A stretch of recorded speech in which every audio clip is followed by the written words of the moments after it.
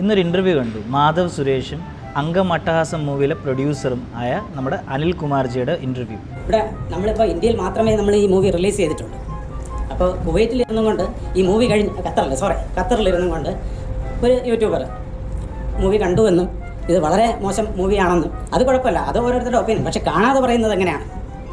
Movie മോശമാണെങ്കിൽ മോശമാണെന്ന് പറയുന്നതിൽ തെറ്റില്ല, നല്ലതാണെങ്കിൽ നല്ലതാണെന്ന് പറയുകയും വേണമല്ലോ. അല്ലാതെ ഇപ്പോൾ വേറെ എന്തെങ്കിലും പ്രത്യേക താല്പര്യത്തിന് വേണ്ടിയിട്ട് ഒരിക്കലും അങ്ങനെ ചെയ്യാൻ പാടില്ല. അങ്ങനെ ചെയ്തു. അത് പിന്നെ നെയ്മെന്ന് പറയുന്നത് മജു ജേക്കബ്. ഈ പറഞ്ഞത് തന്നെ ഫസ്റ്റ് തെറ്റാണ് നിങ്ങൾ പറഞ്ഞത്. ബിക്കോസ് ഞാൻ ഖത്തറിൽ നല്ല വീഡിയോ ചെയ്തത്. ഞാൻ ചെയ്തത് കൊച്ചിയിൽ നിന്നാണ്, ഒബ്രോൺ മോളിലാണ്. ഞാൻ മീറ്റിങ്ങിന് വന്നതാണ്. പക്ഷേ ഞാൻ സെറ്റിൽഡ് ഇവിടെ ബഹ്റൈനിലാണ്. ഞാൻ ബഹ്റൈനിൽ നിന്നാണ് മൂവീസ് കാണാറും റിവ്യൂസ് ചെയ്യാറുള്ളത്. പിന്നെ എനിക്ക് ഒരുത്തന്മാരും പൈസ ഓഫറും ചെയ്തിട്ടില്ല. ഞാൻ ഓഫർ ചെയ്താൽ വാങ്ങിക്കത്തുമില്ല. ബിക്കോസ് ദൈവം സഹായിച്ച് എനിക്ക് ജീവിക്കാനുള്ള മാർഗ്ഗം എനിക്കുണ്ട്. ഈ റിവ്യൂവിങ് അല്ല എൻ്റെ പരിപാടി. പിന്നെ as a critic, as a movie lover, എനിക്ക് സിനിമ കാണുമ്പോഴത്തേക്ക് തോന്നുന്നത് ഞാൻ പറയുന്നു, അത്രേ ഉള്ളൂ. പിന്നെ അംഗമട്ടഹാസത്തിൽ ഞാൻ പറഞ്ഞ റിവ്യൂ അത് അതേപോലെ തന്നെ ഞാൻ ഇപ്പോഴും പറയുന്നു. It was A pathetic movie മാൻ.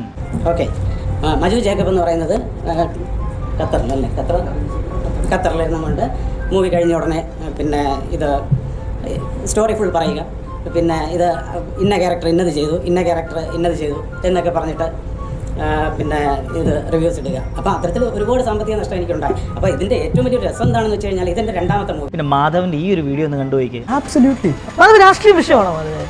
അച്ഛൻ അറിഞ്ഞു നമ്മുടെ വീട്ടിലൊക്കെ വന്നിട്ടുള്ള ആൾക്കാർ വരെ അവരുടെ സ്വഭാവം മാറി തുടങ്ങിയിട്ടുണ്ട്. Just because of BJP tag. You believing that ആ ഒരു ഹേറ്റ് ക്യാമ്പയിൻ മാധവിന്റെ ഫിൽമോഗ്രഫിയിലും ബാധിക്കുന്നുണ്ട് എന്നുള്ളത്? Don't say no. I can't say no. എനിക്കെന്ത് സംഭവിച്ചാലും ആർക്കും ഒന്നും ഇല്ല എന്നൊരു തോന്നല് എനിക്ക് ഇൻഡിവിജ്വലി എനിക്ക് വന്നു തുടങ്ങി. I promise you, if I don't get good in a certain amount of time in all your opinions, ഞാൻ തന്നെ നിർത്തി ഒഴിഞ്ഞു വെക്കും. And Madhav, let me say this clearly, man. I don't review films based on whose son you are. Your father being the BJP has nothing to do with it. If that are my standard, I would not have loved Ganesh Kumar's films, man. His father was a politician and he himself is one. My review was based on your performance, your craft. Set aside your family and friends and ask any stranger how you come across on screen. They will tell the same thing I did, man. You are a wooden actor, but you have a choice. Go train the way Fahad Fasil did, man. He stepped away, he trained, and then he came back and proved everybody wrong, man. No hard feelings, man. If you want to keep on acting like this, that's entirely up to you. But man, don't confuse honest criticism with bias. Anilji, I can understand. നിങ്ങൾക്ക് ചിലപ്പോൾ financial loss ഉണ്ടായിരിക്കാം. But നല്ല പടങ്ങൾ എടുക്കാൻ ശ്രമിക്കുക, നല്ല റൈറ്റേഴ്സിനെ എടുക്കാൻ ശ്രമിക്കുക. അത് മാത്രമേ എനിക്ക് നിങ്ങളോട് പറയാനുള്ളൂ. ബിക്കോസ് ഇനിയിപ്പോൾ ഏത് പടമാണെങ്കിലും മോഹിനിയായിട്ട് എനിക്ക് നന്നായിട്ട് ഇഷ്ടപ്പെട്ടു. ചെറിയൊരു പടമല്ലേ, ബട്ട് ഐ ലവ്ഡ് ഇറ്റ്. ഞാനത് നല്ല റിവ്യൂസാണ് പറഞ്ഞത്. ആട് 3 എനിക്ക് ഇഷ്ടപ്പെട്ടില്ല, ഞാനൊരു ആവറേജ് പടമായിട്ടേ പറഞ്ഞോളൂ. But I don't know, it became A hit.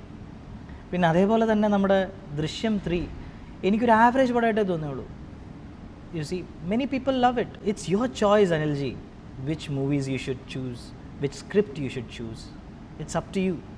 അതുകൊണ്ട് ആവശ്യമില്ലാതെ ഒന്നും അറിയാതെ എൻ്റെ പേര് ഇനി ജീവിതത്തിൽ നിങ്ങൾ യൂസ് ചെയ്യാതിരിക്കുക.